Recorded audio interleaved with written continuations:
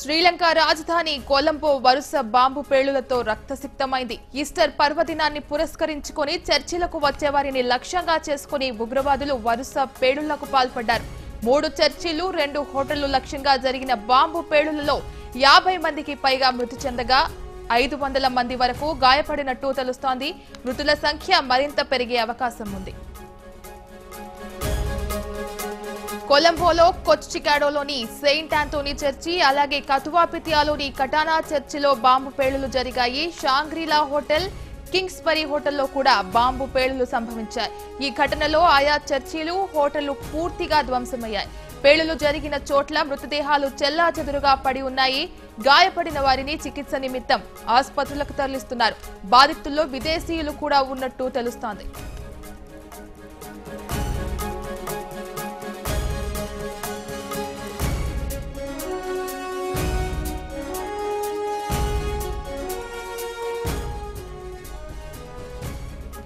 కొలంబోలో జరిగిన బాంబు దాడులకు సంబంధించి మరింత సమాచారం మా ప్రతినిధి రమేష్ అందిస్తారు. రమేష్, చెప్పండి. శ్రీలంకలో కొలంబోలో ఉగ్రవాదులు హుటాహుటిన దాడులకు పాల్పడ్డారు. చాలా మంది మృత్యువాత పడ్డారు. అలాగే విదేశీయులు కూడా ఈ మృతుల్లో ఉన్నట్లు కూడా సమాచారం అందుతుంది. దీనికి సంబంధించి మీ దగ్గర ఉన్న అప్డేట్స్ ఏంటి?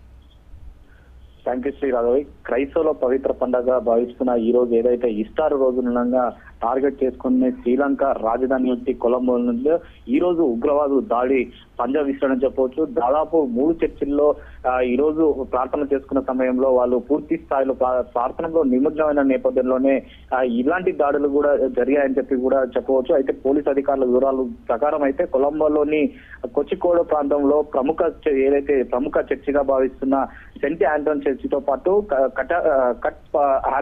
కట్ పిఆర్టీలోని మరో చర్చి కూడా ఆ పేలు సంబంధించినట్టు తెలుస్తుంది. అయితే దీనిలో 2 చర్చిలో కాకుండా 3 హోటళ్లను కూడా టార్గెట్ చేసుకున్నట్టు ఉగ్రవాద సంస్థలు టార్గెట్ చేసుకున్నట్టు తెలుస్తుంది. ప్రధానంగా శ్రీలంకకు సంబంధించిన రాజధాని కావడం నేపథ్యంలో భారీ ఎత్తున పూర్తి స్థాయిలో జనసాంద్రత కూడా ఎక్కువగా ఉండే రాజధాని ప్రాంతం కాబట్టి ప్రజలు కూడా ఎక్కువ నేపథ్యంలో ఉగ్రవాదులు మొత్తం టార్గెట్ చేసుకుని ఒక లక్ష్యాన్ని పెట్టుకొని ఖచ్చితంగా ఈ రోజు అయితే బాగుంటుందని చెప్పి ఒక ప్లాన్ వేసుకొని ఉగ్రవాదులు అయితే దాడి నిర్వహిస్తున్నట్టు తెలుస్తుంది. ఈ దాదాపు ఇప్పటివరకు అయితే దాదాపు ఒక 50 మందికి పైగా మృతి చెందినట్టు తెలుస్తుంది. దాదాపు 200 పైగా చాలా తీవ్ర గాయాలైన వారిని ఉన్నట్టు తెలుస్తుంది. వారిని అయితే హుటాహుటిగా దగ్గరలో ఉన్న ప్రభుత్వ ప్రైవేట్ ఆసుపత్రులకు తరలించడం జరిగింది. చికిత్స కోసం మెరుగైన చికిత్స కోసం హుటాహుటిగానే అటు వైద్య బృందాలు కానీ తర్వాత పోలీస్ శాఖ కానీ ఎప్పటికప్పుడు సహాయక చర్యలు అయితే చేపట్టే పరిస్థితి తెలుస్తుంది.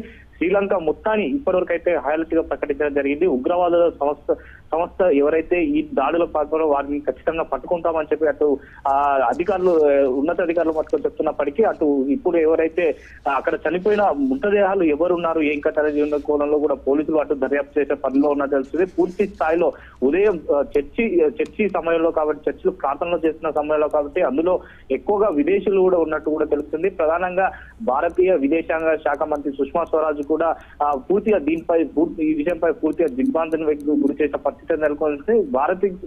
శ్రీలంకలో ఉన్న భారతీయుల కోసం సపరేట్ గా 2 హెల్ప్ లైన్లు కూడా ఇండియాలో ఏర్పాటు చేసి వారికి ఎవరైనా సమాచారం ఇవ్వాలని చెప్పి కూడా దానికి ప్రత్యేకంగా ఒక ఏర్పాటు చేయడం జరిగింది. దీంతో పాటు యావత్ ప్రపంచం అంతా శ్రీలంక కండగా ఉంటుందని చెప్పి కూడా ఆ విషయంలో కూడా ట్విట్టర్ ద్వారా మటుకు సుష్మా స్వరాజ్ మటుకు పేర్కొనడం జరిగింది. బాంబు దాడులకు సంబంధించి అటు ఎవరైతే ఈ ఉగ్రదాడులకు పాల్పడుతున్న వారిపైన అయితే ఇప్పటివరకు అయితే భారతదేశం మొత్తం ఒక ఏకతాటికి తెచ్చే ప్రయత్నం చేస్తుంది. ఖచ్చితంగా ఉగ్ర దాడిని ఏదైతే పోషిస్తుందో వారిపైన ఖచ్చితంగా ప్రపంచం అంతా ఒక ఏకతాటికై ఖచ్చితంగా వాటిపై పోరాడాలని చెప్పి కూడా ఇటు విదేశాంగ మంత్రి కూడా పిలిపించిన మేరకు పూర్తి స్థాయిలో ప్రపంచం అంతా ఇప్పుడు శ్రీలంకలోని కొలంబో రాజధానిలో ప్రత్యేకంగా ఈ రోజు జరిగిన దాడులను మటుకు ఏ విధంగా చూడాలని చెప్పి ఇటు ఇండియా కూడా చూస్తున్న పరిస్థితి ఎదుర్కొంది.